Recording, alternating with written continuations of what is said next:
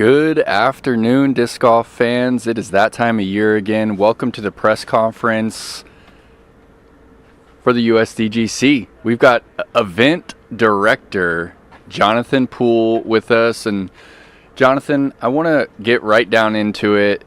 You said that you don't really have too much to do with the tournament anymore, and that event coordinator feels a little more justified. Can you talk about all the things that you've been working on this week? Yeah, thanks for having me. This event really has grown into something far beyond the tournament. I mean, it's very special here in the community. We've branded the evening, the Fresh and Now evening concert series, so we do live music every night. That's just a huge production just to do that. So there really is a music festival going on alongside the tournament. There's a food truck festival of sorts. We will have more than a dozen food trucks. There are artists. There's more than 50 different vendors. There's one-wheel demos. There's a bouncy house. There's cornhole. There's a 12-hole putting course for the U.S. Putting Championship. There's a 9-hole spectator course. So we're really trying to give every reason we possibly can for people to come out, and just a lot that goes into that. So the PDJ really comes in and does a fantastic job helping us run the tournament itself. So we like to say that they run the tournament and we run the show. All right. Well, it doesn't come without any challenges. Like, what specific challenges have you been faced with this year? I know that a storm rolled through, and thoughts out to our friends and brothers up in Asheville, but it kind of feels like this tournament is almost a beacon of light for some people that are displaced from that part of the state. Can you talk about how this course handled the recent storm? We fared pretty well. I mean, there were a lot of downed trees and limbs, and a number of holes right around the lake that were underwater for a week. We pumped the lake constantly for a week to get it back to where it needed to be. You really feel bad to even talk about what we faced with downed trees when there's devastation all around us. I mean, there have been towns that have been wiped off the map. They're gone. Homes are gone. Families are displaced. People still without power and water and no end in sight for them. Recovery period that will take months at a minimum. Here, some of the challenges for the tournament, we had FEMA overrode all of our generator orders. So we started from scratch there. We're still trying to get water. We've lost, we had power outages all over the place. Our main internet line into Championship Village was down. Crews are backed up left and right. There's no hotel rooms anywhere in Rock Hill or Charlotte. Or at least that's the way that it has been, because not only do we have people that kind of fled the high country to get away to wherever they could, now we've got the Hurricane Milton in the Gulf, and that's sending people, the highways are packed with people trying to get out of Florida, and they're driving as far as it takes to find a room. So it's just a whole different set of challenges that, fortunately, we've been doing this 26 years, and we've got an incredible and experienced crew, and this is an exercise in patience and problem solving. Wow. Yeah, we're fortunate to be able to get this off between these two storms. And let's talk about the course, JP. We're right behind one of the biggest course changes this year. Old Hole 3, this was a classic tee pad right here. Talk about the intention behind this shift across the road. Yeah, this tee behind us has been used in every single event, going all the way back to the World Championships in '97. It's just been a staple. Little different challenge in the shot making across the street. There's a brand new tee that's built on a wooden dock of sorts over there. A lot of it really has to do with the gallery sizes and really shuttling people up and down the hill and keeping people safe. Now when players leave too green, they're behind a barricaded, a row of barricades that literally leads them all the way to the tee of hole 3. This tight corner up here. And so we want to give players safe, plenty of separation, and we want the fans to be able to move pretty freely. And so, we refer to this as the arena course. It's kind of this big bowl around the lake, and you can see an incredible amount of golf if you just follow the lake road. And so this really kind of helps. It's as much a safety thing as it is a course play thing, just logistics and getting people in here and out of here safely. And then the next next big course change, if you can call it that. Let's talk about the evolution of the. They were originally the mozzarella sticks, right? And then they were trees, and now they're real trees. Can we talk about the evolution of that and how, the USDGC has kind of began that addition of something right in front of the tee pad or the basket? Yeah, it really started with Harold Duvall years ago, and now it's his son Andrew Duvall. We call him Duvy. He's always, they love this. I mean, this is his masterpiece every year, and they're always looking for subtle tweaks and changes that really help. I think the course is pretty balanced. I think it's a very fair course. I mean, it's tough, but it's fair, and they're always looking for things to just tweak the challenge in subtle ways, and you never are really able to let your guard down. And so those things that are on a fairly open course, those things that are right in front of your face, or these triple mando like the bamboo or hole 15T, it's just one more thing to think about. You shouldn't be able to win a tournament like this and not be precise from tee to green for 72 holes. And so they're always looking for those little things. And we've gotten some criticism over the years, and understandably so, with some of the gimmicky type things. And so we're looking to find ways to create the challenge tweaks, but have it be as natural as it possibly can. And so that's what the trees and even the foundations that they're planted in are all about. Cool. Well, thank you, JP. Here's Brian Earhart with a few more for you. How's it going, JP? Great, Brian. A few questions for you. Going back to hole number 9, I got asked this question a few times from a few different people. It seems like 9's always the one that has something changing on it, whether it's OB lines or even just the straight-up format of the hole.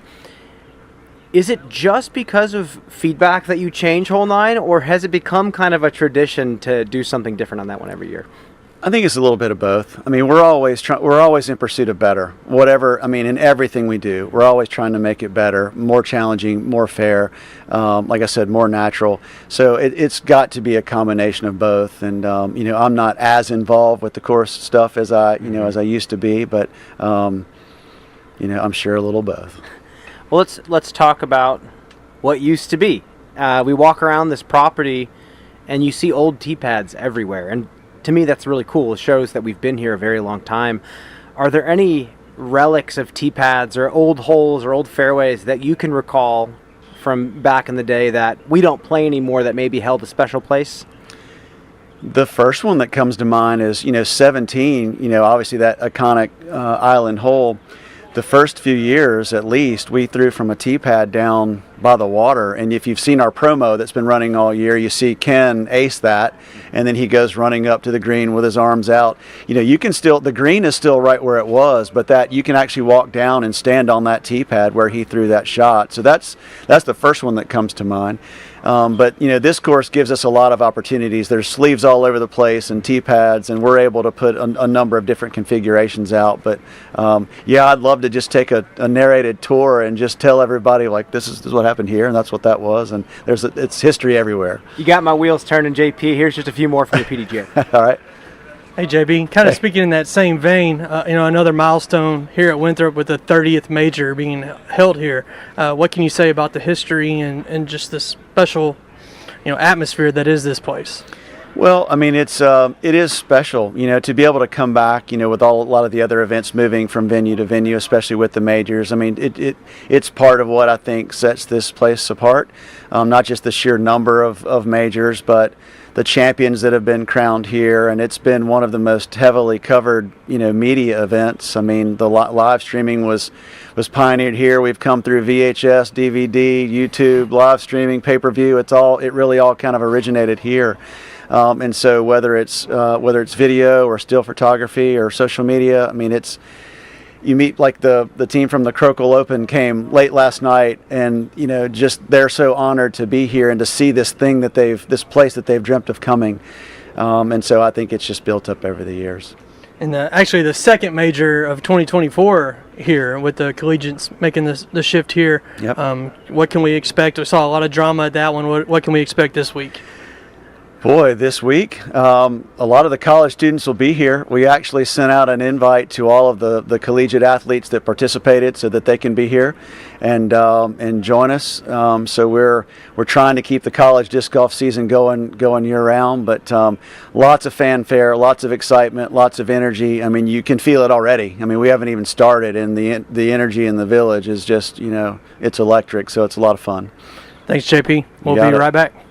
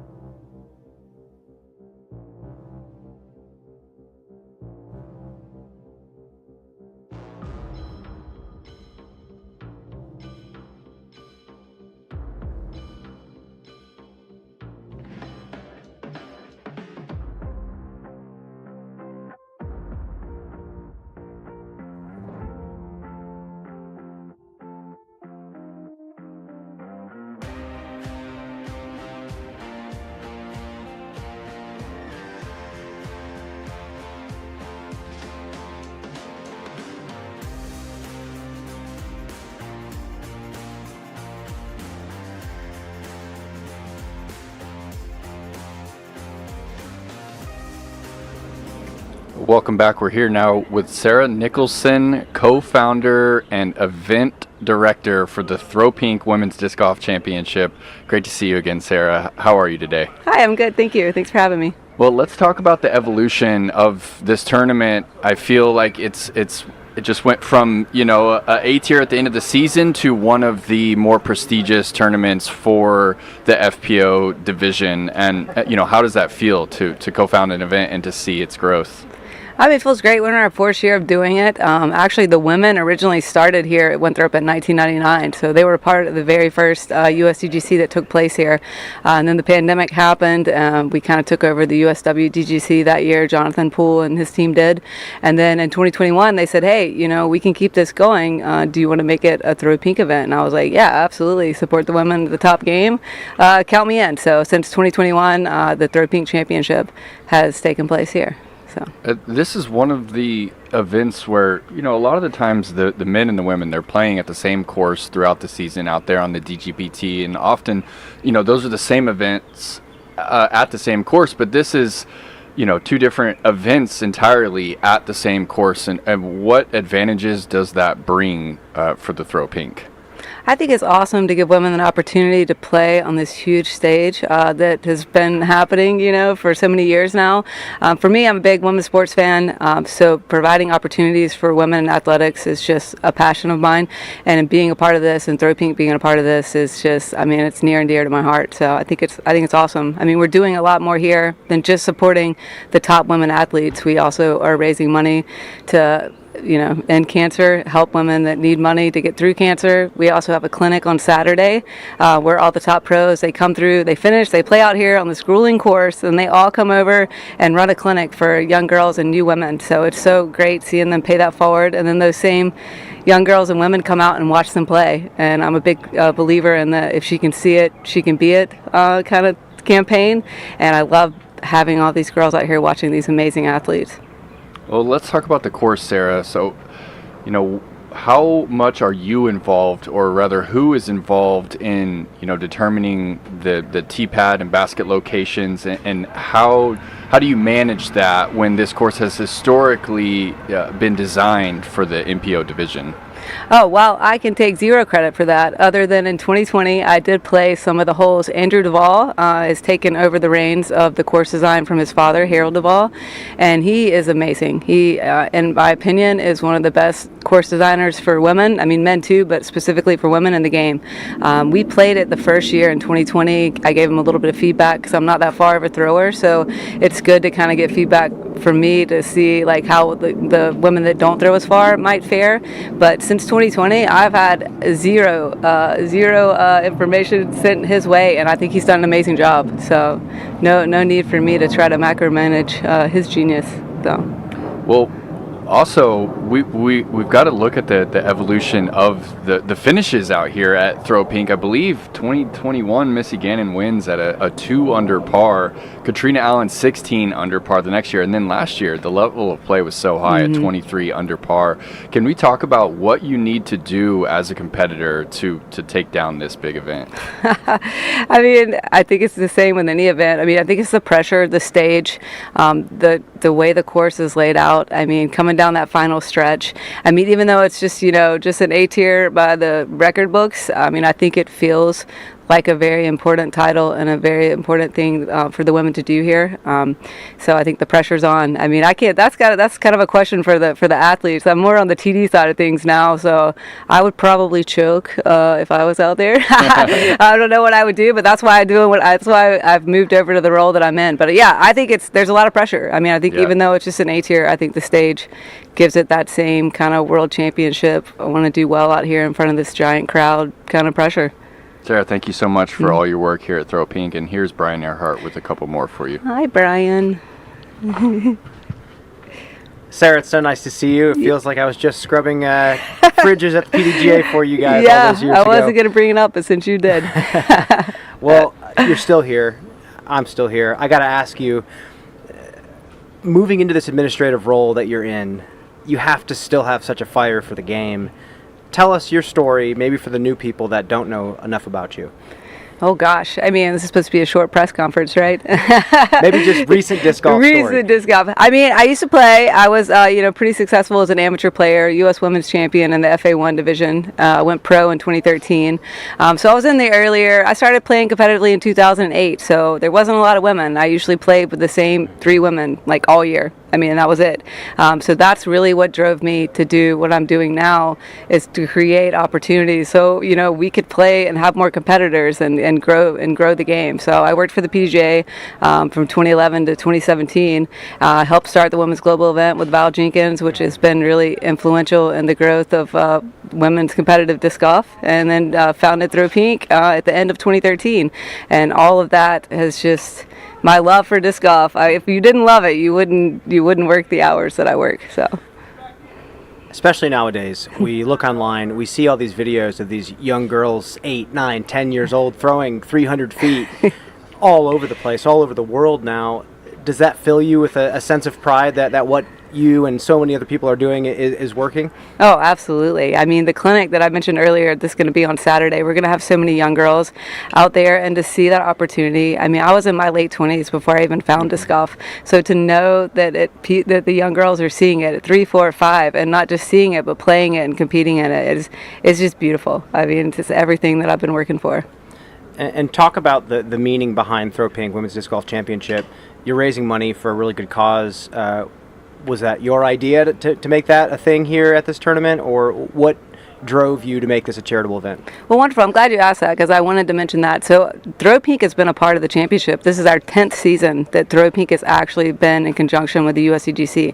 We were formed at the end of 2013, and then we ran our first clinic in 2014. The pros came over, Val Jenkins, all those ladies came over and ran clinics. Zoe was over there.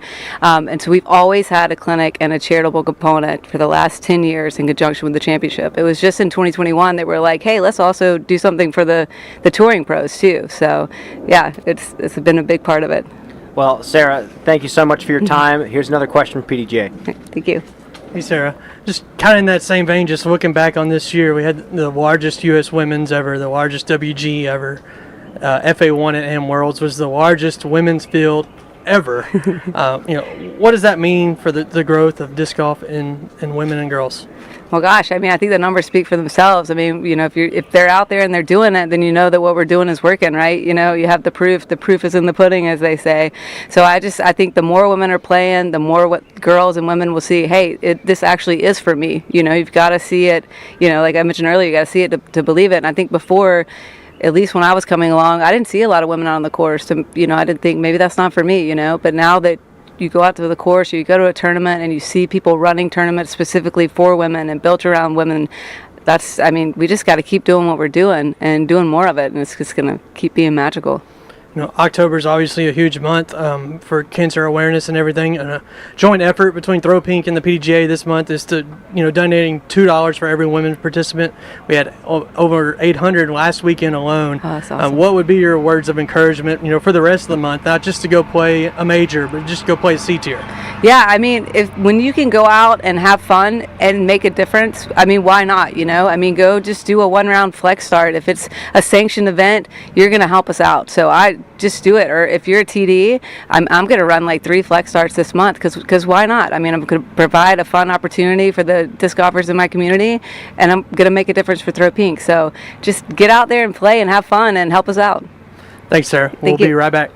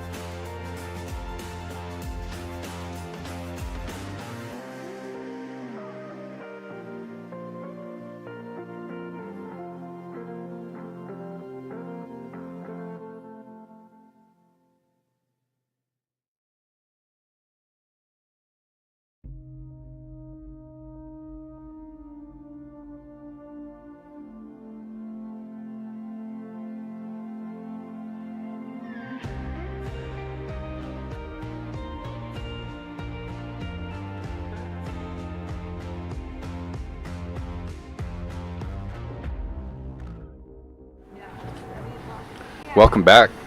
Champion has returned. Kyle Klein. It went down right there on hole 18. You had, 9 strokes going into that back 9? And Back 9. I think so. Probably after like 10 holes, I think it was 9. Yeah. But, yeah. And you barely held on. It came down to the last hole. What kind of memories do you have coming up here to Winthrop?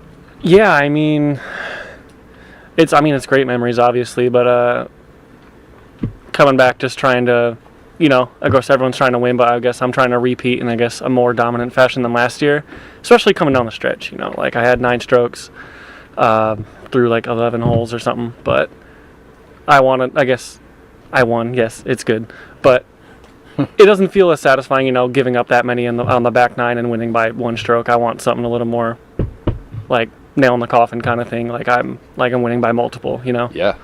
Well, what is that feeling like, returning to a tournament, trying to defend the title? How does that change your mindset? What kind of extra pressure or lack thereof does that bring to you? Yeah, I feel like, if I'm being open and honest, this week I've put probably an unhealthy amount of pressure on myself, just knowing that I won and I'm trying to defend, and I know I haven't played my best golf this year and I haven't been at the top of many of the leaderboards, so that combined with defending it's putting a lot on me, but I think I'm ready to handle it this week. Well, is your body ready to handle it, Kyle? I know that you've been struggling. I know your back was hurting earlier in the year. Where are you at physically? Yeah, I'm better than I was. I have this little thing going on in my ring finger. I don't know what. Something, my knuckles kind of sore and tense in there, but other than that doesn't affect me too bad. But my back is fine. It was, giving me a little bit of troubles for a couple weeks, but that's better now. Feeling all right, honestly. Feeling good. So where does the finger affect? Is that on your backhand power grips, or? It's really only a problem. If I'm trying to bend it like this, it's it doesn't, I don't feel it when I throw, really.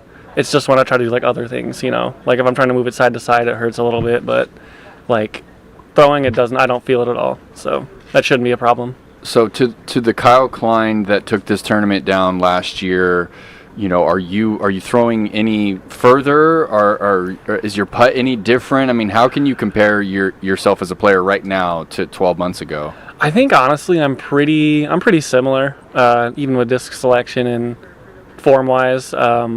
Maybe I'm not throwing quite as far in practice, but the tournament always kind of comes around, Like it was the same thing last year, but overall I'd say I'm pretty similar in comparison to last year. Well, there's not too many changes out here, Kyle, but this one on hole 3 right behind you is a significant one. Can you talk about the shift in what you need to do on hole 3 with the tee pad being across the road right there? Yeah, so I mean, it opens up an opportunity to get further up and get more left and give yourself a better approach in the green, but it also opens up more opportunity to mess up and go OB or turn it over and be way out of position. You know, with the old pad, it was a pretty straightforward gap. You throw in a hyzer and it flips and it goes left. But here, it's more open, but there's more opportunity to throw a worse shot, I guess, if that makes sense. Like So you can hyzer out further left, OB short. Yeah, with the other pad, it was tough to get that far left to go OB. So. And now, are you trying to land in a spot where you can go forehand in, or I recall maybe a couple rollers from you trying to bend it around the corner? Yeah, it really depends where I'm at, but the spot I'm trying to get at is like far left. I'm just trying to throw like a forehand, like riding skip shot, like not something super stable, but something I can glide up there and get like a big flare. But if I'm not in position, you know, there's always like that roller opportunity, and if I'm really far position, there's like sky over the top, Annie coming all the way around over the trees. But that's like a probably once in a million shot that I'll try to throw. It's there, but hopefully I won't have to be in a spot where I throw that. And then the next big change out there, Kyle, hole 9, the trees that they put right in front of the tee pad, you know, that one always slightly changes from year to year. This year it seems like you can't really throw that medium hyzer off to the right side. Talk about the shot that it's kind of forcing you to throw this year. Yeah, I mean, it's the same disc I was throwing the last couple of years, but I'm throwing it definitely like more nose up and like flat, maybe a little Annie through the gap, and trying to like a high stall shot instead of just like a crashing spike hyzer coming in. At what speed are you I'm probably sitting around a 9 speed, like straight to overstable 9 speed. Yeah, cool. Yeah. All right, Kyle, thanks for your time, and here's Brian Earhart with a few more for you. All right. Hello, Kyle. Hello. A few questions for you. I want to reflect on an answer you just gave Nate. He was asking you about last year's win, and you went straight to picking apart your play. And in your face, it didn't look like you were too satisfied. Maybe in the moment you were, but my question is, would you consider yourself a perfectionist when it comes to this game? I'd say so, yeah. I definitely am known in my practice runs for throwing quite a bit of shots, but I always tell people that like I don't like to walk away from a hole not having thrown the right shot and thrown it right. Like I'll throw as many as I need to until I get it right, just so I can walk off the hole knowing I did that right. That's good. I'm done with that. So then, in your own words, what are the ups and downs, the challenges of having this mindset? I mean, you can't just escape this way of playing the game. Yeah, I mean, it's tough sometimes, you know, when you're really off, and the thing you want most is just to be on and do it right the first time. It's tough when it takes 4, 5, 6, 7 tries to get it right. It just kind of wears on you, you know. Just throughout a round, having to throw so many, and then physically it takes a toll on you. Like you feel it after a round, feel it the next day, being sore from throwing too many, but it's just it's tough sometimes, but you know, I found ways to work through it. Earlier this year, you clearly were having kind of a rough week, maybe physically with your back, and you looked at me and told me you were old, and I don't think you are objectively, but with that, I also know that the season's been a long one for you. Yeah. What do you take away from that, and are any lessons you've learned about yourself as a person and an athlete this year? Yeah, I mean, definitely I'm looking to take care of myself more. I feel like I've been kind of letting myself down there. Haven't been stretching as much as I need to, haven't been working out as much as I need to, but that's something I'm definitely taking into the off season and getting that work in to just be stronger, to avoid injuries, and to be a stronger player. Having won this tournament before, what is the most valuable skill that needs to be refined this week to win this tournament? That's tough. I mean, there's a lot of forehands, but you can definitely avoid them out there if you don't have one. I'd say just like playing to your strengths, I guess, playing your landing zones and not trying to bite off too much. But I guess the past couple of years I've been taking like a more relaxed game plan and taking like a safer game plan. And I think last year I changed that and went into it saying I'm going to be aggressive. I'm going to attack the eagle. I'm going to go for this birdie on hole 12 that I normally lay up. And sometimes it paid off, sometimes it didn't. But overall, I think it worked out for the better. Kyle, good luck defending your title. We'll see you out there this week. Thank you. We'll be right back in just a few.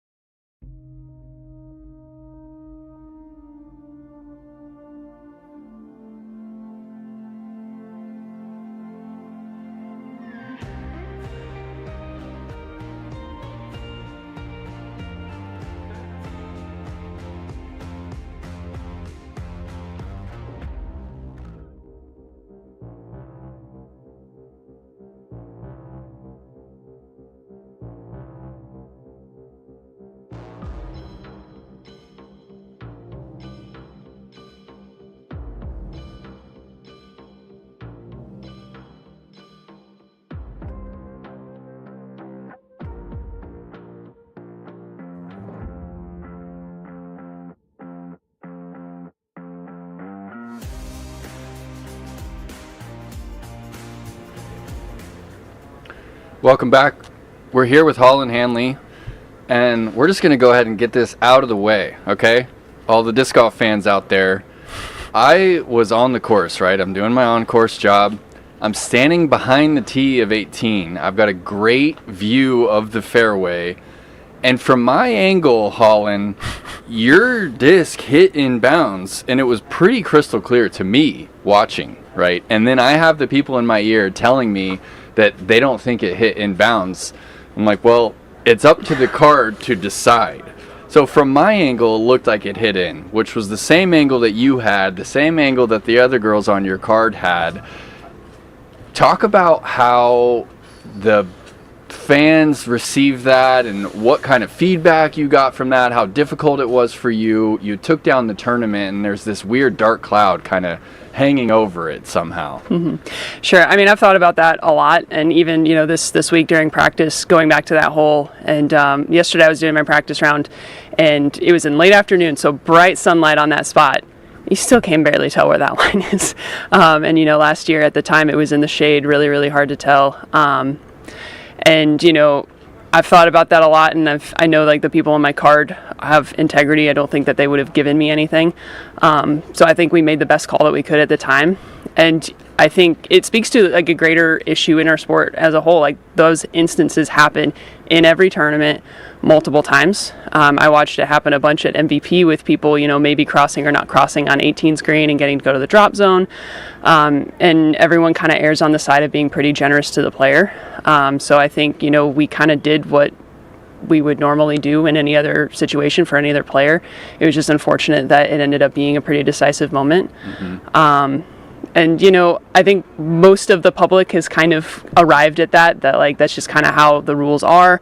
We did the best that we could. Since then, I've not, done anything that would suggest that I'm trying to play the rules to myself in an unfair way. So I think most people are kind of over it. There's definitely a few people who are still mad about it, and you're not everyone's going to like you. You're not going to make everybody happy. So I've accepted it. I can live with it. That being said, I'm probably going to throw a backhand this year. Yeah. I did throw one forehand. I was kind of like, did I really think a forehand was a good idea on this play? So yeah, I'll probably be sticking with a backhand, so there's no question. All right, Holland, thanks for that answer there. And outside of that instance, you made history here at Winthrop of winning from the chase card during that final round. Overcoming Kristen Tatar, who kind of had your number all season long. I mean, what kind of memories do you have from this property? I learned a lot from that round, because the reason I played so well is, I went into it being like, well, I'm 6-stroke back. Like, there's no reason to think that I need to do anything crazy to push for the win. There's no reason to think that Kristen or any of the three women between the two of us, because you had Evelina, Henna, and Ella, who are all really, really good players on this type of course. It's kind of like there's no reason to believe that they're all going to fall asleep. So let's just play a good round for me. I want to play a good round because I want to play a good round, and let's just have fun with it. And then I stayed in that mindset pretty much the whole day. I didn't know until the very end there, before teeing off on 18, that I was even in contention, let alone in the lead. And so I think kind of learning, and then this year's been a lot of learning that about myself, of like what headspace works for me, what kind of mindset works for me, when does looking at scores and help and when doesn't it, and trying to kind of figure out like how do I actually replicate that. And I've been able to win a few times on tour this year, and it's something I'm still learning, but that really was kind of the start of it for me last year. Yeah, it really felt like the catalyst, the monkey off your back moment. It opened the door for you. You have got those wins this year, and it feels like, Holland, when you're playing your best game, that you're in contention time and time again. And zooming in on this course, like, what about this course could potentially prevent you from being in contention here? Where can you get in trouble?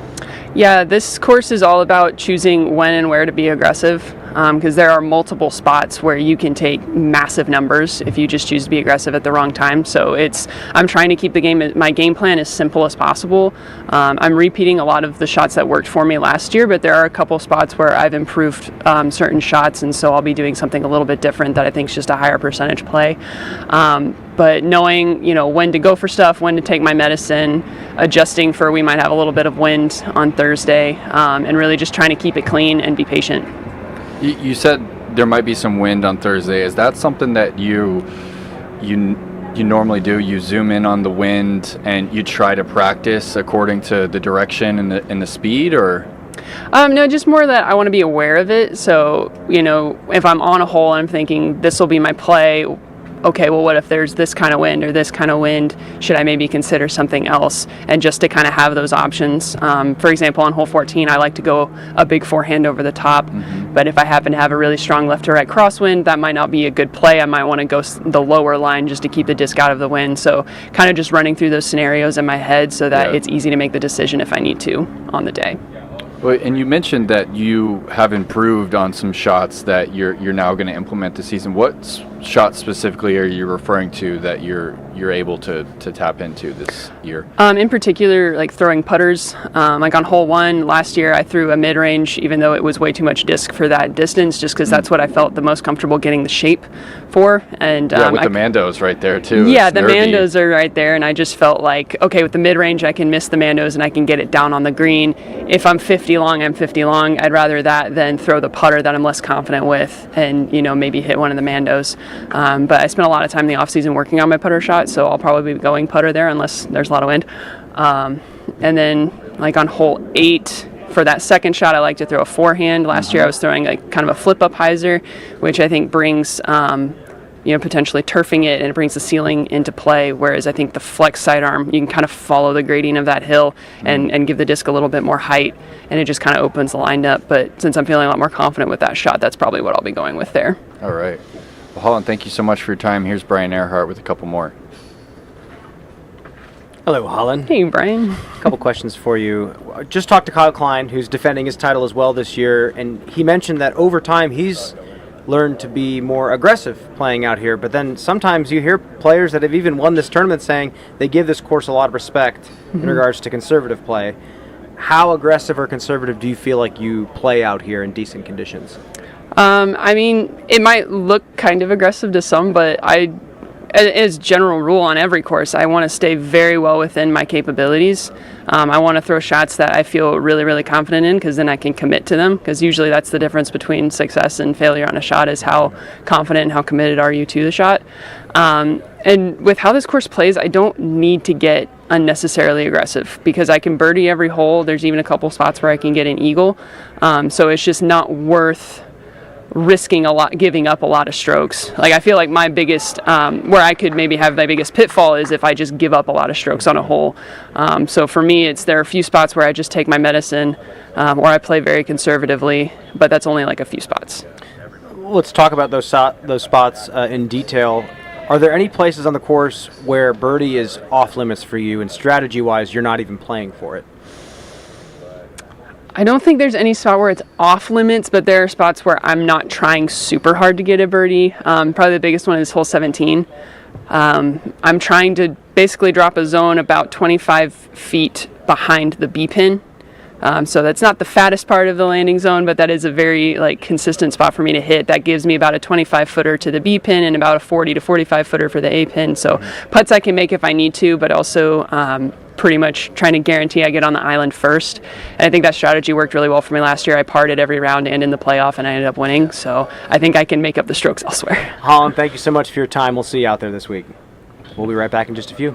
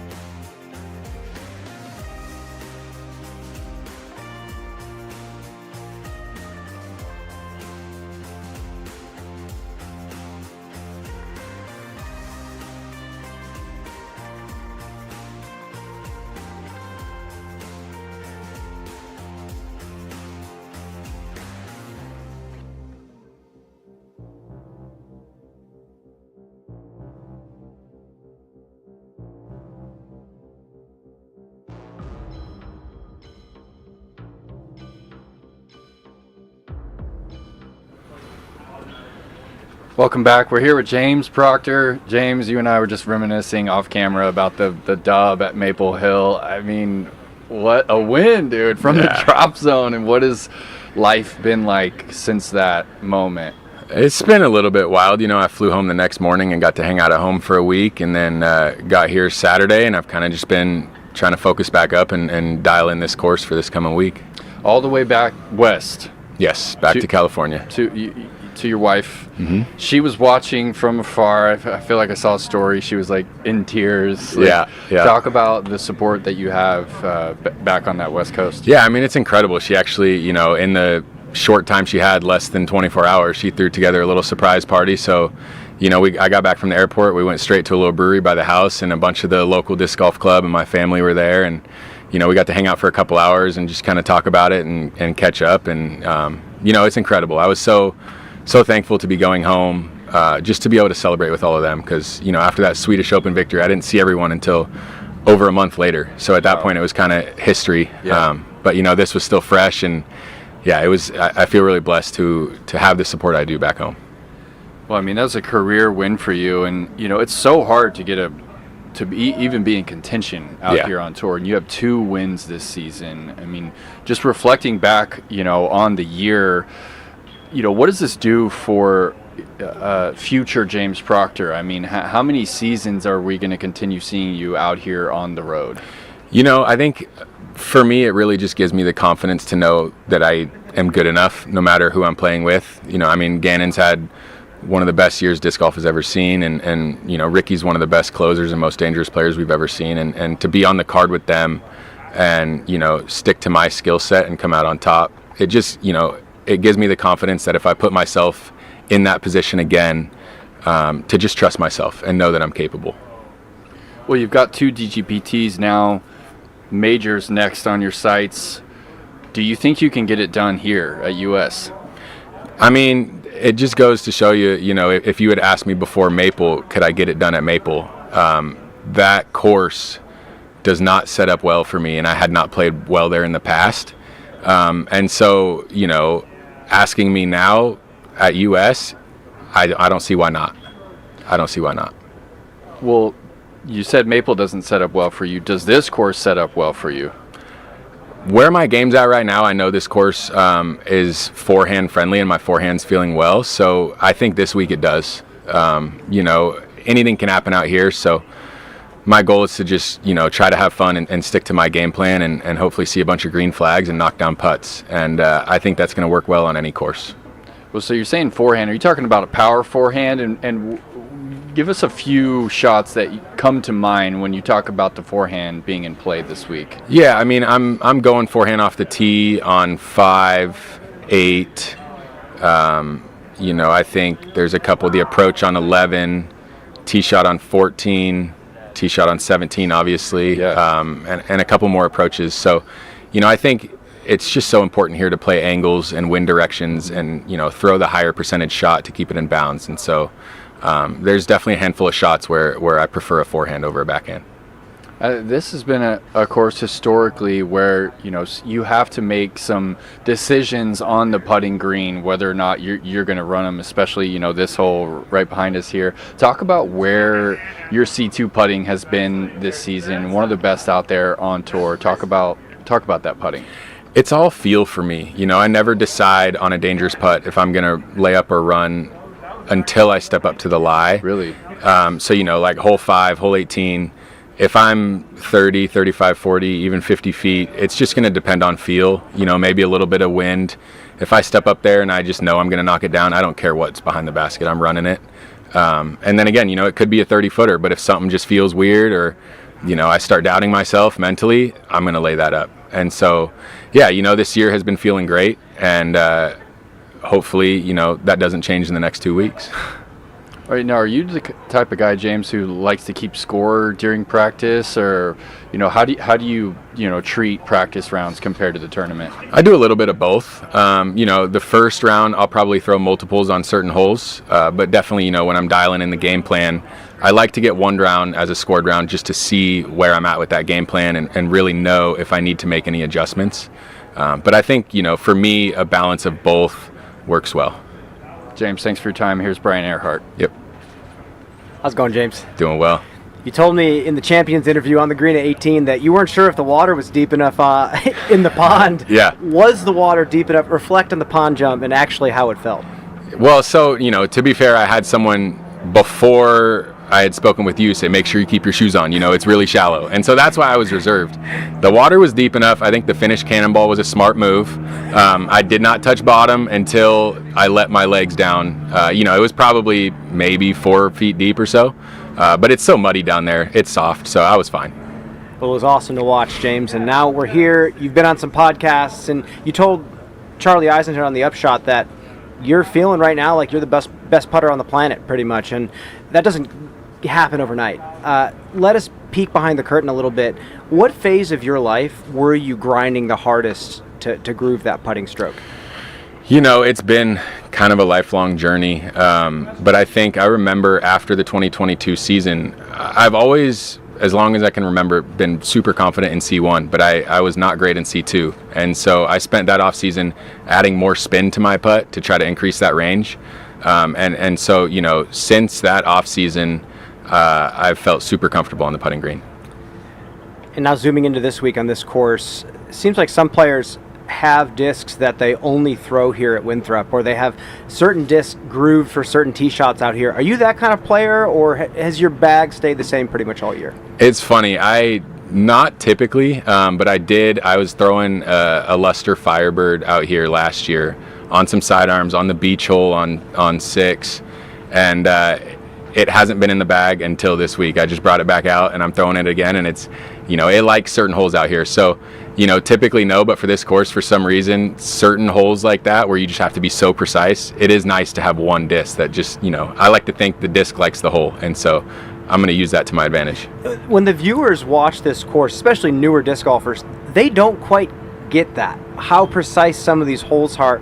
Can you bring them into really why it's like that? I think some of these basket locations, there's no room to play safe, so you have to be aggressive, and if you miss by 20 feet long or 20 feet short, you're OB, left and right as well. So it's just some of the greens out here, you have to be aggressive and you have to be precise, or big numbers can happen so easy.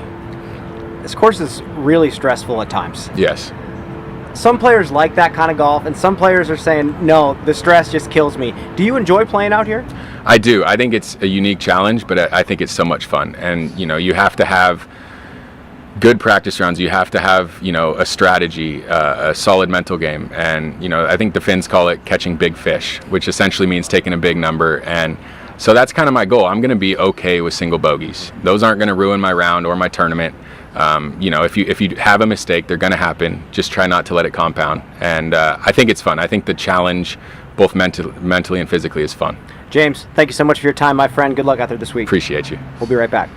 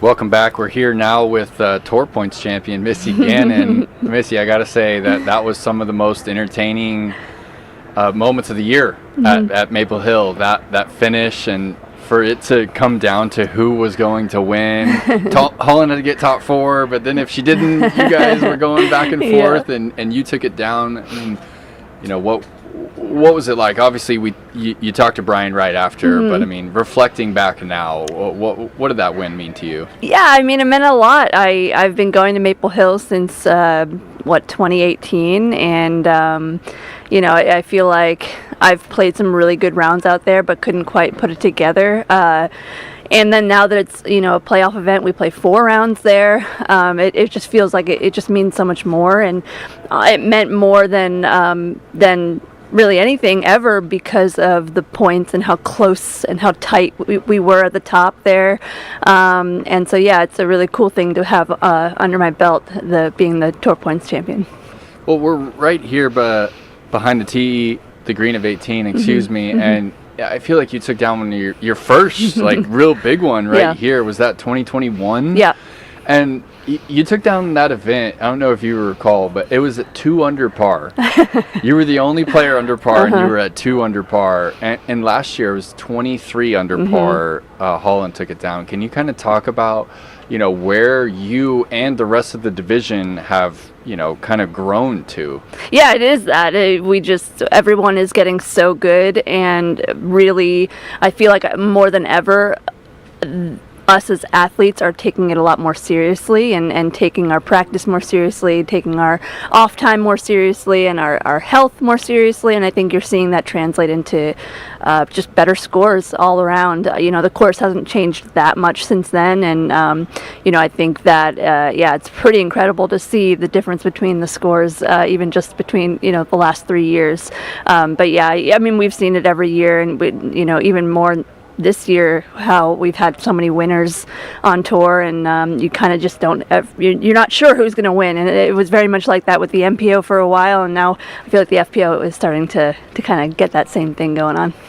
Well, we still have a pretty big title to be determined in the FPO division, and we need you to zoom out, give us your unbiased opinion. Who's leading player of the year right now? I don't know, and I also don't like the PDGA player of the year. You know, I don't know if the Pro Tour has a player of the year still. We're kind of like, I don't know, you know, and I'm certainly keeping my eye on it. And if it comes down to, you know, PDGA player of the year, and if I'm back by a few, I might be picking up a couple A tiers towards the end of the year, because I think that would also be just such a cool and amazing thing to have under my belt again, or not again, but for the first time. And so I'm definitely keeping an eye on it, more than I normally would. But right now, I know it's super tight. I think Kristen might still be at the top technically in terms of points, but it's hard because it's like we have that structure of, you know, points and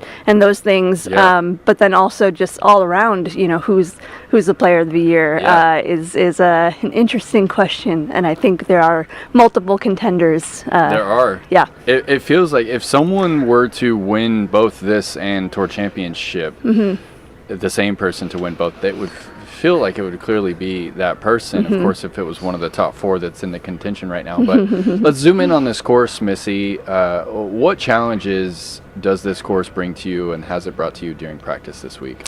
I think a course like this, there are so many birdie opportunities, and I think this is like the epitome of execution is the key, because I think I could throw whatever disc I want on almost every single hole, and so now it comes down to I have to pick the disc, know exactly what I'm going to do, and just stick with that game plan. So I think what really matters is having a solid game plan and not overthinking these shots, and just staying in bounds. And I think it's going to come down to who's going to be putting well, and like I said, executing those shots that I think we all could throw kind of a variety of different shots on these holes. And so yeah, you just have to be really dialed, really focused, and prepared.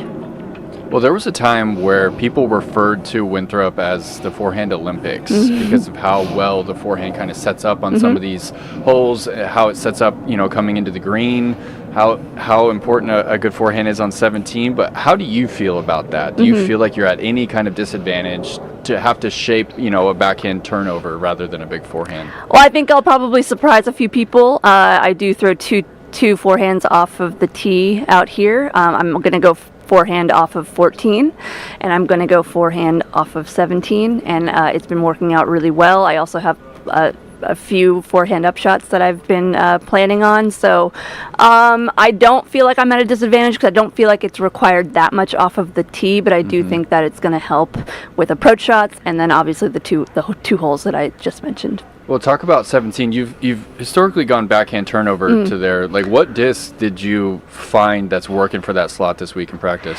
I think I'm approaching it much like I feel like a lot of the MPO field approach that hole, where they're not trying to park the baskets. They're trying to just get it in bounds and not blow up.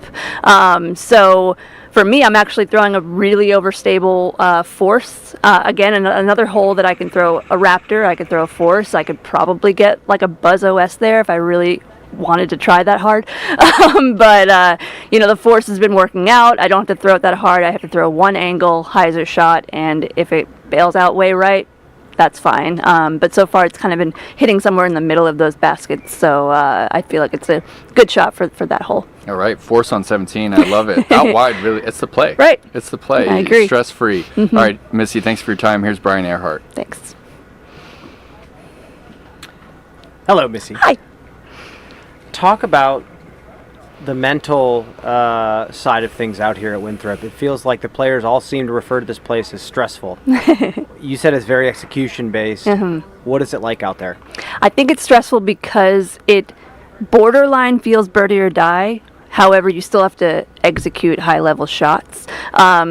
So we saw it again, like we've said on about the scores. We have 20 double digits under par in the 20s, and that requires you to be getting birdies every single day because bogeys are going to happen, and so you have to get quite a few birdies out here. And then I think it's just the weight of what the title means and the history of the course. I think all of those things just sort of make this place feel really special, and everyone's looking to take this one down. Yeah, I was going to piggyback off that. There's no M next to this tournament, but does that matter to you? No, I mean, I think we're all trying to win any given weekend, and we're out here to get as many titles as we can. And so I think the fact that it feels like a major, and I know that a lot of sponsors probably treat it like a major. I know my sponsors do. And so it's really, really important and still carries a lot of weight. And we're at the end of the season. I mean, if you can kind of get some good wins at the end here, then you're going to set yourself up for a really amazing finish to a already good year for me. And playing for a good cause out here as well. Missy Gannon, thank you so much for your time. We'll see you out there this week. Thank you. We'll be right back.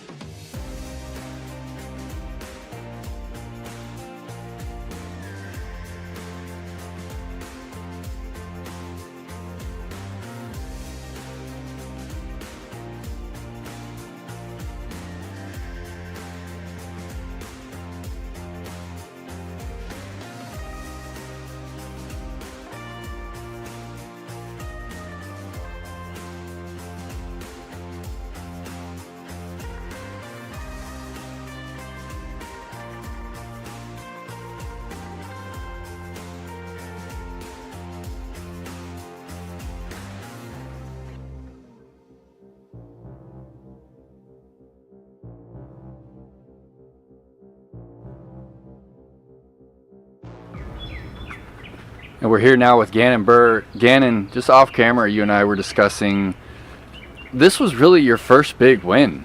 I mean, 2022, you won the Santa Cruz Masters Cup, which was the Silver Series, but you won this tournament before it was an Elite Series. I mean, what kind of memories do you have coming up here? We're right behind the green of 18.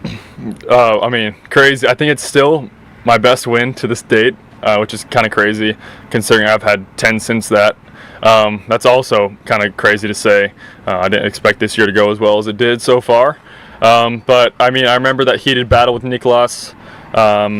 I was 9 under through 10 that final round, ended up taking a double bogey on the 13th, and then I birdied the last 5 with a couple big circle 2 putts, and then some help from him as well with a couple missed putts, and I was able to take it down by 1 stroke, parking hole 18 to just tap in for the win. And when I tapped it in, it didn't even feel real. Honestly, I hadn't experienced something like that before, and I think it felt even more kind of out of this world just because of the way it happened. And so I just such a low percentage that I would have actually come out on top with that win, and I was able to, and probably still my favorite disc golf memory. Well, again, we've come to learn that you really don't like those pressure moments where you're forced to make putts, even though you've come through for us quite a few times, but you really like to dominate tournaments. And what do you need to do to dominate this week? Good game planning, low bogey rate. That's pretty much it. I think if my throwing is on, I can just make a decent amount of putts. I think I can consistently shoot 10 under here. I shot a 10 under yesterday while being 1 over through 4 and didn't really do anything special on the back half. I just played my game. I think this course suits my game amazing.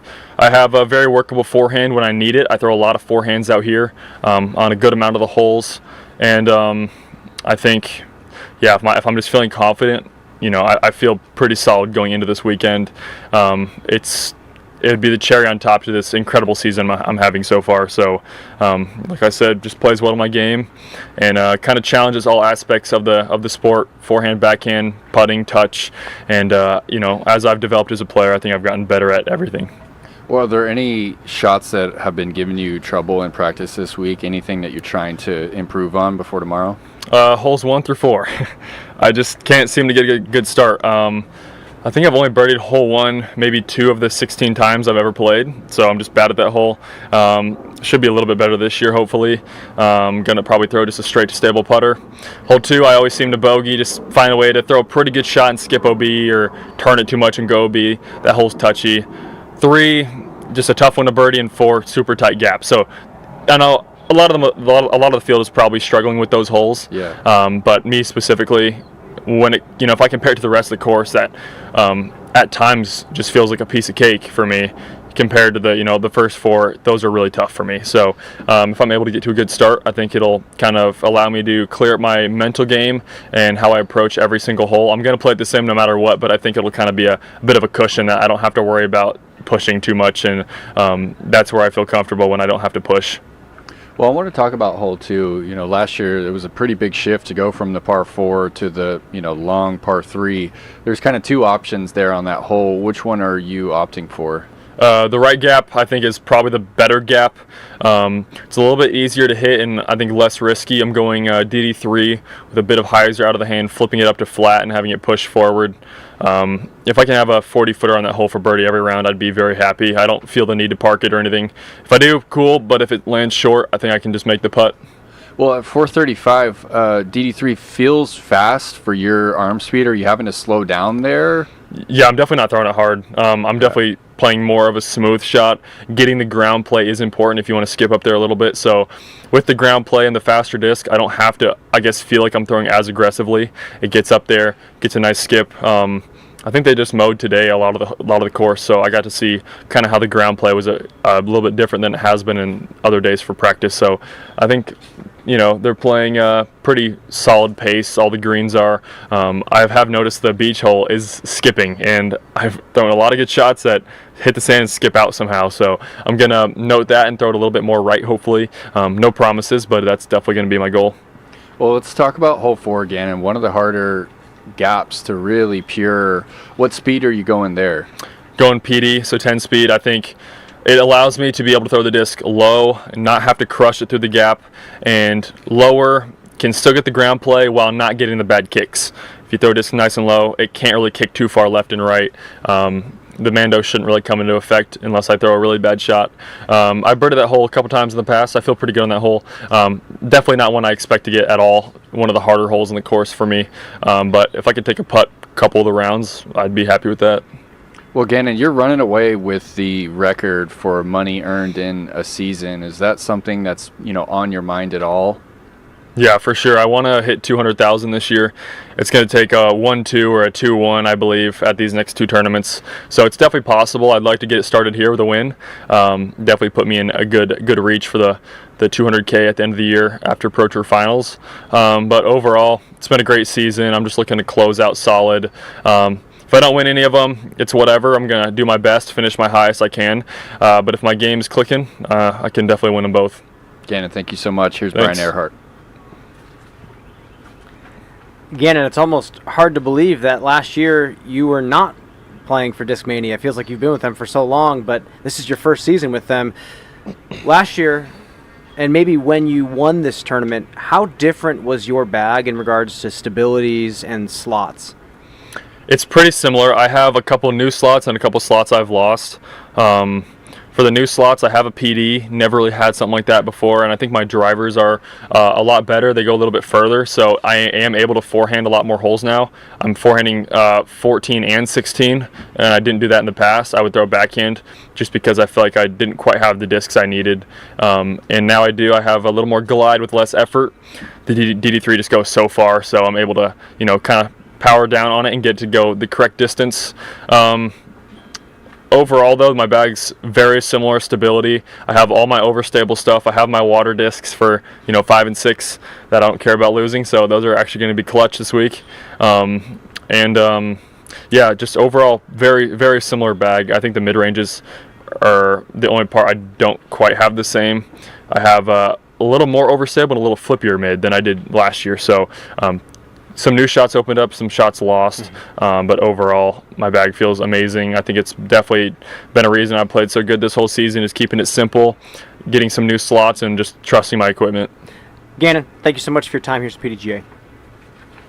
Hey, Gannon, you jumped to 1057 this week. Just easy quiz question. Who has the highest rating of all time? Paul Macbeth, 1062. Educating the people at home that may not know that. It's hammer time over the next 2 weekends, but what is some goals or what's left on your list you want to accomplish, going forward into your career into next season? Yep, I want to win Player of the Year. I want a career Grand Slam, so to win every major at least once. I'm still missing 2 of them. That is Champions Cup and Worlds, so hopefully I can get those next year, the year after that. I definitely want to become the highest rated player of all time. It's getting much more difficult as I believe ratings are getting not as high as they used to be. With the field getting tougher, the spread is much smaller, and so you're not really able to shoot those super high rated rounds like you were just 5 years ago even, because the bottom of the field is so much better. So I believe it's going to take a lot of work. It's definitely possible to reach it, but it's going to take almost perfect play, especially in the beginning of the year next year, as I don't have any more rated rounds going into my rating this year. But 1057, nothing I ever thought I would reach. I mean, it's just kind of crazy to say, honestly, that I'm almost averaging 1060 golf. Yeah, I think it just is a testament to the work I've put in, using some new discs this year, just feeling confident about my game, having fun out there, taking every weekend seriously because I care about this sport so much. Well, that is pretty crazy to say that you're averaging 1060. Good luck this week, and we'll be right back. All right, thanks.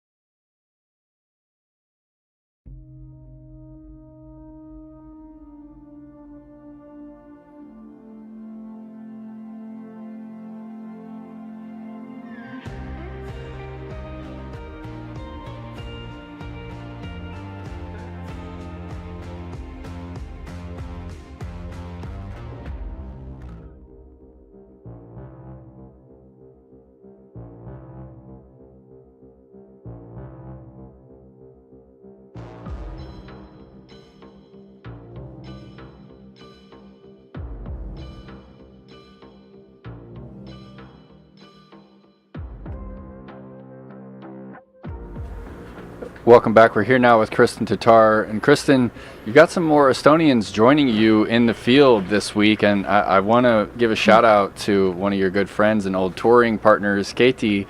She took down A-tier this week. You know, I know you were following along. And what's that, you know, like to see your friends achieve success? I mean, it's amazing, first of all, to see so many Estonians here. They're so determined, very professional, and I'm just so happy to be a part of it. And also to see Katie take down a win here. I mean, she had some rough years because she was struggling with her putting, and I know it wasn't easy for her. So coming out of that tough situation and then keep going and actually win a tournament far from home is amazing, and they keep inspiring me. So I'm very happy to be a part of their crew. Well, what's going on with this KT Estonian theme over here? We've got Katie, we've got Kyrie, and Kristen. I mean, you know, you're going to have some competition to be the best KT from Estonian here pretty soon. Yeah, I mean, it's pretty funny. We have a lot of names starting with K. I don't know what this is about, but this is what's been going on in Estonia, and we've been laughing about it for years. Every year there's a new woman coming over here, and her name will probably start with a K, so I don't know what's going on. Well, who do you feel like is going to be your biggest competition out of that group? Who do you see kind of stepping up to the next level of competition? You mean coming over here and starting to tour, or... Yeah. I'm not sure. You have to ask them. I know that in Estonia it's very common. You have a job, you have a family, so it's not easy coming to the road. For me, it's been very difficult over the years. I would say more challenging part of my career is leaving everything behind, coming over here. But I can say that it was all worth it. But it's a big step to consider.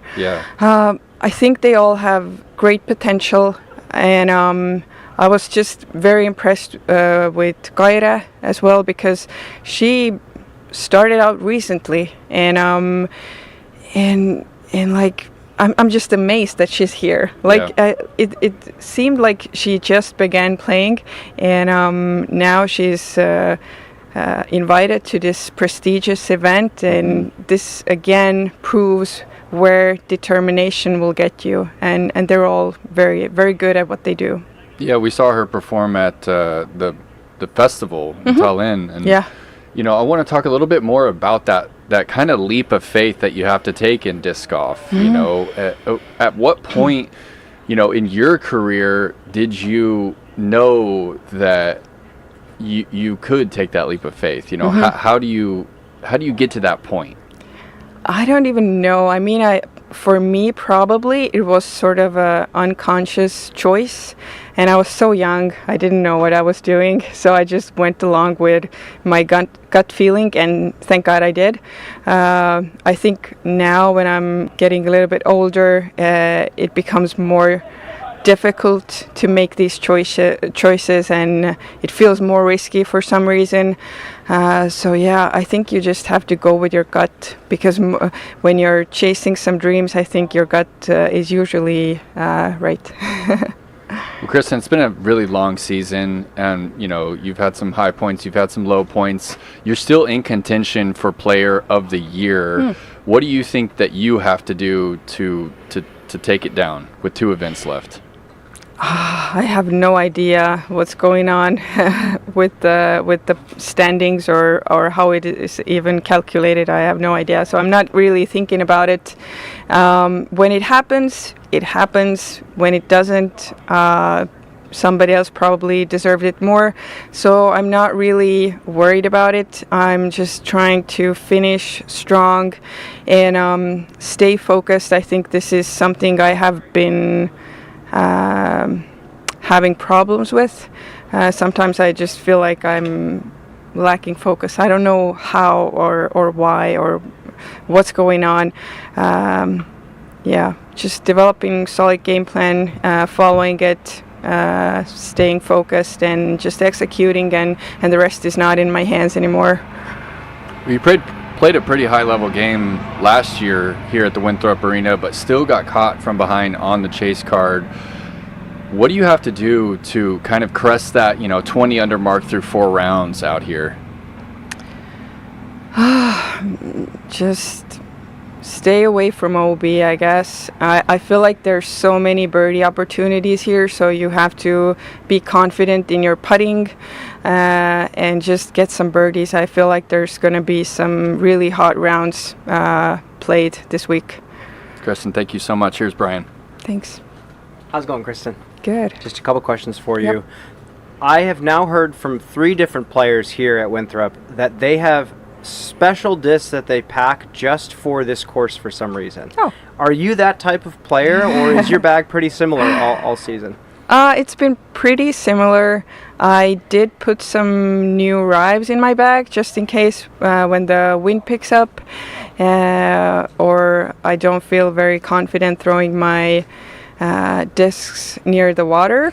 And I also put in a Pioneer for hole 17, so I guess you can say I put a special disc in my bag because I don't usually throw it that much. What is that slot for you? Like, what is the disc like, and what does it do for you different than other discs? It's very, very overstable disc for me. It's like a fairway, but I'm trying to just hit it high in the gap with the forehand and let it fade onto the island, and I feel like I can be more aggressive going wider, or if I want to be safer I can go to the right. So I think it's very trustworthy disc, and I brought 2 just in case I throw one in the water, but I hope it doesn't happen. Well, I want to ask you about that as my last question.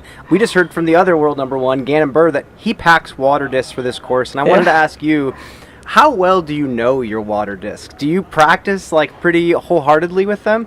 I mean, I guess I took just new discs and I've been throwing them out on the course. I think they're very similar to just other new discs from the same mold. So I have not had any issues with them, and it's about just confidence and executing your shot. So no issues, I feel like. Well, Kristen, good luck this week. Thanks for your time. We'll see you out there. Thank you. We'll be right back.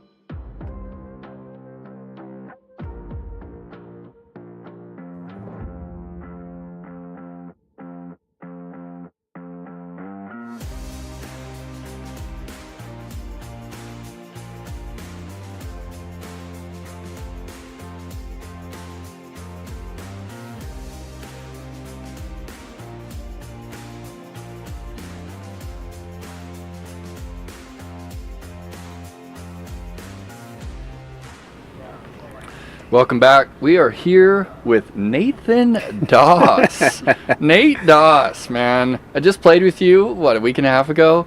You still got it, man. The buzzes, they're flying pure still, let me tell you.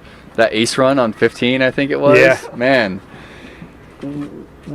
this is just too cool. You played Beaver State, and now you've decided to play the USDGC. Now, you're past champion here. Yeah, 2008. That's the only reason I'm actually in the field is because I have the exemption. 2008. Yeah. And, what a unique opportunity for you to, you win a tournament 16 years ago and you're able to sign up. Can you speak on the tradition here for past champions to be able to compete? Yeah, no doubt. I mean, it's a real honor. And I think that's one thing that the USDGC has done. And, over the years, I mean, things have gone back and forth. Sometimes we were exempt, sometimes we weren't. But I think as it stands right now, we're going to be exempt for a while. And I really think it's great. I think it's good for the sport. I mean, if Ken Climo ever wanted to come back and play, we'd certainly love to see him play. Same with Barry Schultz, same with any of the great champions here at the United States Disc Golf Championship. And I just think that it's a special thing for the fans to be a part of, to see those guys play. And to, for a person like me, I'm coming back just because I absolutely missed it. And I just want to try to spin it up a couple more times before I get too old and really can't keep up.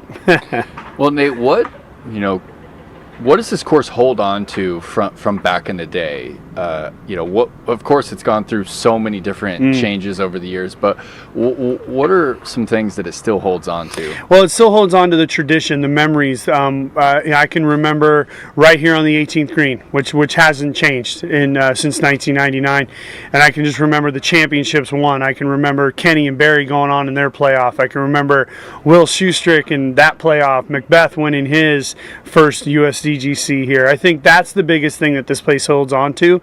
When you get out into the teeth of the course, out there around the Coliseum, just all the memories and missed shots and OBs and penalties and mayhem that's happened out there near 888. So I think a lot of it is just the memories, the tradition. That's really what is so ingrained. It's concrete here. You can just feel it when you drive in, and I have so many great memories here. It was really cool driving in on Sunday night. We came in, it was still dark. It was dark when we got here, but still had to drive around the lake and check it all out. Well, Nate, there's some courses where if I would have heard you're playing, you kind of have to be an elite shot shaper to be able to keep up with the tour these days. I mean, you got to shape, 500-foot shots. I don't feel like that's that type of course. I've always felt like USDGC is anyone's game. Where are you at, though, with your confidence heading into this week? Do you feel like you can remain competitive here? Yeah, I think so. I mean, it's going to take a special week for me to compete at the highest level if I want to be near the top. When you look at the average score, usually it's about, anywhere from 28 to about 33, 34 is the winning score. So, you divide that by 4, you got to shoot 6, 7, 8 under par. And I think that is possible for me. Definitely the middle part of the course, 10, 11, 12, 13. These require huge carries. I'm about 30 feet short on all those, so I have to play those holes a little different than I did 7 years ago. So it's been 7 years since I've been here. And my game's not that much different. It's just I'm a little older, and I just don't have the rounds on me this season to come out here and just get all that practice in, throwing shot after shot after shot throughout the week.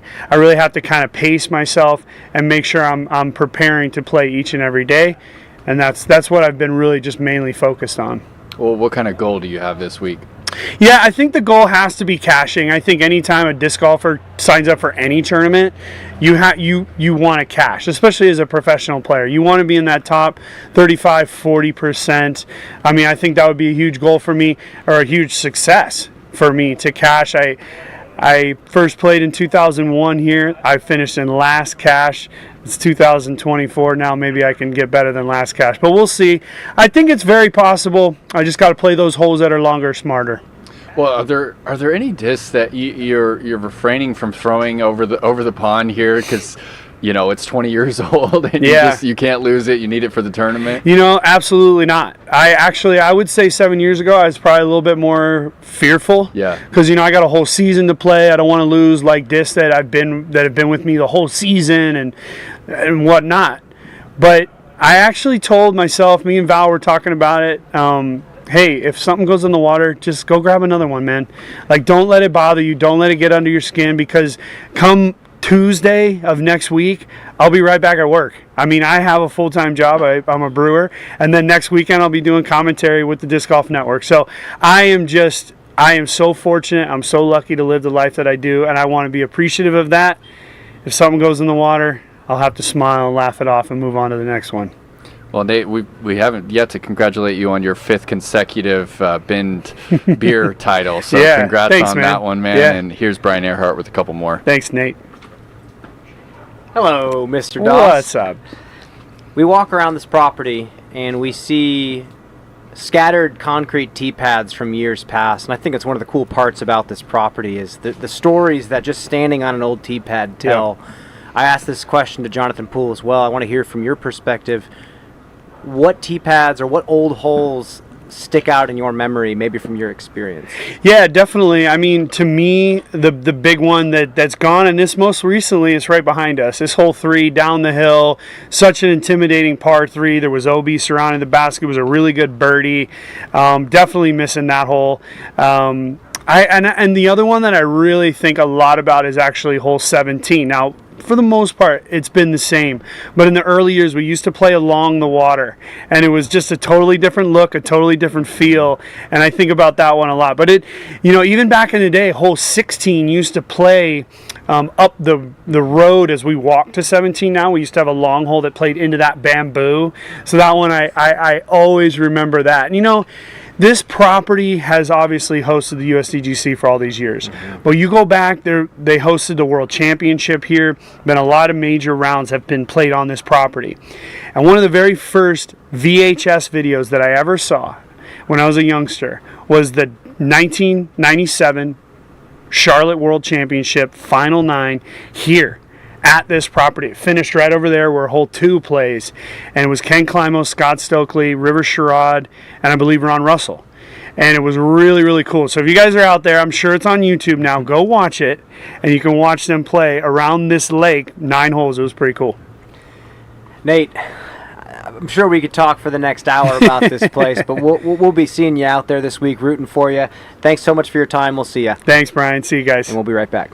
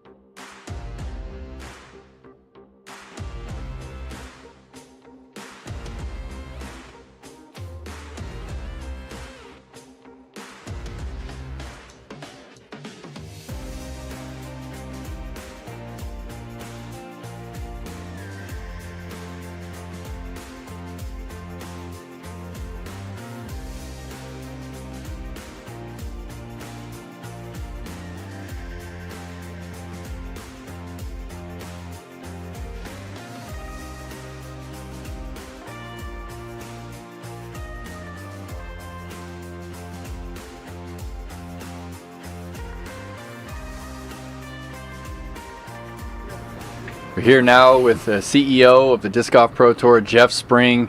And Jeff, each year it's been getting better and better. The Tour Points decider up there at Maple Hill this year for FPO, I mean, it can't get any better. I mean, it comes down to the actual last shot to determine the Tour champion. And talk about what that, means for you. You guys have done something right with, setting the points and determining which events get dropped and all of it. Talk about that. Yeah, the point system has come to a very exciting conclusion the past few years, depending on the division. This year, the FPO division could have been won by, I think, 4 different players. The entire point series coming down to the final hole almost, and Missy's win gave her the point series championship, which is amazing. I think that we've been, continuing to tweak what weighs what, and of course this won't count in the point series. We've concluded the point series, so we can invite people to the Tour Championship, which is next after the USDGC and Throw Pink here. So majors are included.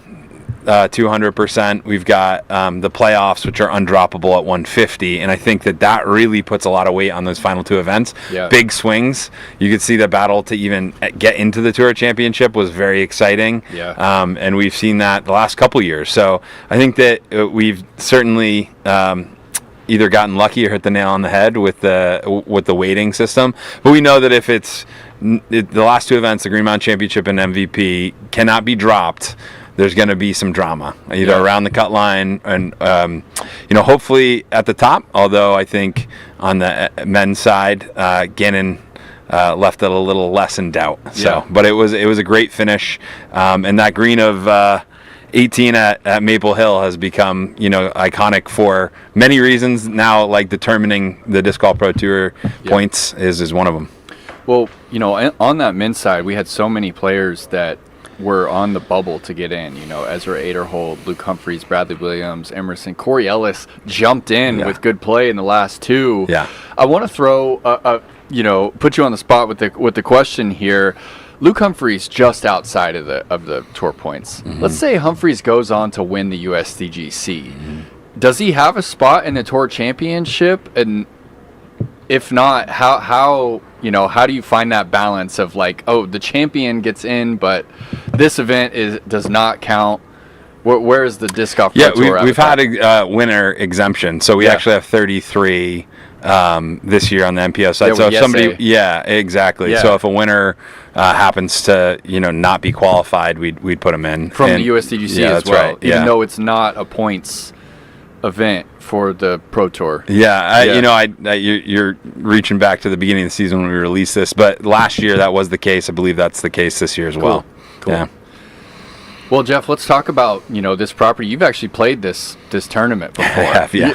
Yeah. What year was that? What years did you play? I started playing in the performance division when that was available, and that was really born out of a non-pro division representative from every state. It was a handicap system based on your rating, your player rating. So Paige Pierce won that division in the past. My career playing in that division was, I think, 5 years. I came in 5th once. I actually played with Isaac Robinson when he was 14 years old on one of the cards here.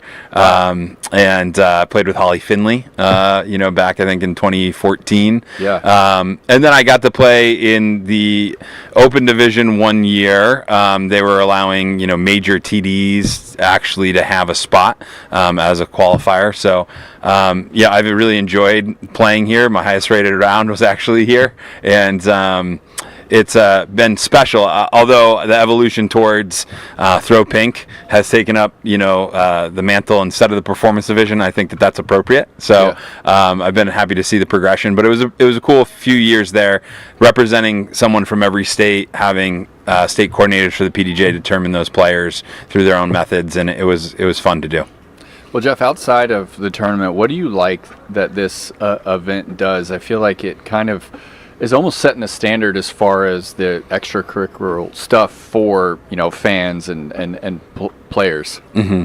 Tradition is really what comes to mind. I think that disc golf is still in growth mode, in terms of setting, for majors, what's important to the pro that is trying to acquire the best resume and be, the Michael Jordan of disc golf or Tiger Woods, and the USDGC has a lot of things that they've done for a very long time. They've got the Golden Rake Award. They honor their volunteers at some of the highest level of the sport. They have a lot of things that the players know are happening behind the scenes or they're participating in outside of the ropes. And the professionalism that they treat the players with. So I think it's a blend of, trying to level up in a new way every year. In the case of the, Championship Village, I think that's where the team has gone recently to really just bring in a new level of, number of fans, things for fans to do, and deliver a spectator experience that is unparalleled or up there with the top spectator experiences in the sport. So to me, it's professionalism, tradition, and fan experience. Well, Jeff, just 30 minutes north of here is the site of the Tour Championship at Nevin. Can you talk about how that venue has kind of performed over the past couple years, and what the DGPT is doing to kind of, leave Nevin on a positive note, as this is the last year there? Yeah, this is our third year at Nevin. It's been a fantastic venue. The Charlotte Disc Golf Club, led by Mark Huther, has done a great job basically transforming one of the tightest, longest, toughest wooded tracks to a great spectator experience. They've cleared acreage around the holes where now if you have a general admission pass, you're going to enjoy watching all the cards. I think it's in memory of a great Charlotte disc golfer and contributor to the club, Matt Keats, and we're happy to honor his memory by having 3 good years there. We had 3 good years at Hornets Nest as well. So we're looking forward to the next venue. We're looking forward to come back to Charlotte, probably in next fall in some type of exhibition, and then hopefully with tour points in 2026. So it's been a great venue. The Charlotte Disc Golf Club has been a fantastic partner, one of the best disc golf clubs in the world. For 6 years, they've taken really good care of us and been a critical partner in delivering, I think, 5 of the top 5 purses, or like 4 of the top 5 purses in disc golf history, with the Charlotte Disc Golf Club and the Disc Golf Pro Tour working together on that. One more question about the shift in the strokes that are awarded to, Gannon-Burr starts with 10. Yeah. Macbeth's going to start with 6. Like, talk about the change there, and, how every player that qualifies is going to play all 4 rounds. Yeah. The changes in the Tour Championship format have really been driven by players, and we're striving to recognize the performance throughout the year while creating, an opportunity for everybody to potentially win. In the past, we've seen basically buys to the semis. If you're the top 8, I think, top seeds would start on Saturday. Feedback there is that if you've made it to Saturday through the first 2 rounds, that you had momentum and you had reps on the course, and then the top seeds are coming in a little bit at a deficit. So last year we started with the starting strokes, borrowed a little bit from the PGA and the FedEx Cup, but we had 2 rounds. You had to make it into the top 12, and then it was reset. Feedback on that led to some changes, and also we want to make sure that the fan experience is great too. It's a smaller field. Having everybody play all 4 rounds and giving them a chance really to catch up is the thought there, and we're excited to see how it goes. I think that 10 strokes could evaporate, but there's a lot of great players at the top that is going to make that very, very hard. So we're really looking forward to seeing the results. I think that this could be where we land for a while, but we want to make sure that we're always trying to progress towards the best possible outcome here. Thanks for your time, Jeff. Here's Brian Earhart. Hello, Jeff. Hey, Brian. Got one last question for you. Yeah. We got some basket testing coming up next That's right. week. Talk to us about that in a little bit more detail, but also let us know maybe what your personal philosophy is on baskets in disc golf. Do we make the best possible catching device, or do we leave room for the balance of things to come through? Yeah, I've been talking about this for the last few years. We're working with partners and manufacturers to understand, their perspective as well as players' perspective, fans' perspective. So this basket testing is one of 2 that we're going to use to update our approved basket list for the Disc Golf Pro Tour. All those baskets have to be PDGA Championship approved. I believe that list of PDGA Championship approved baskets is around 100 baskets. On the Disc Golf Pro Tour right now we have 11 baskets approved, so we anticipate approving more. Our second follow-up is going to be in the spring of 2025, and that will hopefully approve some baskets for use. It may also remove baskets from use. The big thing is that there's a lot of stakeholders here, a lot of partners. We want to make sure that we're giving good data to the people that are manufacturing baskets. And the overall goal is professionalism. I think that we want to use a professional piece of equipment that is as consistent and reliable as possible. My personal philosophy is that it's okay that there are different baskets. It's not my sole decision on this. I think the leadership of the tour, the leadership of the players, the tour card players, as well as other stakeholders in the tour, are all going to make a collective decision on how to progress. Whether eventually we end up at one basket or not is yet to be determined. My personal thought currently, and this could change, is that, coming from a background where I grew up playing traditional golf, there's a lot of different greens to read. There's a lot of different grass on greens, and there's not one standardized grass length, speed, stint in golf. And I think that makes it interesting. It makes players react on the green to what is actually the surface that they're using. The analogy there is that as long as a basket is consistent, professional, and at a high enough standard where enough players say, yes, this is approved for competition, you may see a basket that catches slightly different. You may need to make an adjustment, and that would be a skill that a player needs to have. If we go to one basket, that may be an element of putting that starts going away. You're just having that one basket. How it's going to catch generally. And maybe that's a good thing. I'm not the arbiter of the final decision, but I'm a leader in an organization that, wants to ensure professionalism and the standards for equipment are high. Jeff, thank you so much for your time and your opinions and everything, and we'll see you out there this week. All right. Thanks, Brian. With that, folks, we are closing things off here for the press conference. USDGC and the Throw Pink Women's Disc Golf Championship begin tomorrow morning.